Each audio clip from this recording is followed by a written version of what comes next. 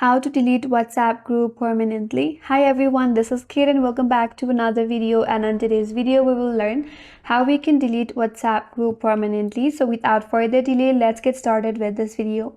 For that, first of all, launch the WhatsApp application in a mobile device. After that, find the group that you would like to delete. And make sure that you are the admin of this group.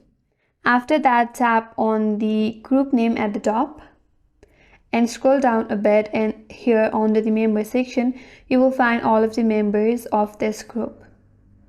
Now to delete this WhatsApp group permanently, first of all you have to remove each member from this group. So tap on each member and then tap on remove. Confirm it. Again repeat the same process, tap on the member and then tap on remove and then tap on OK.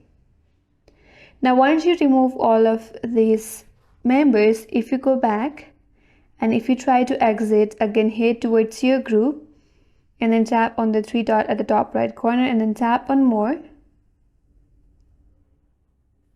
Tap on exit group.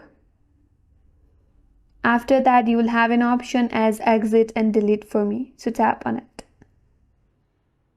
And it says delete this group.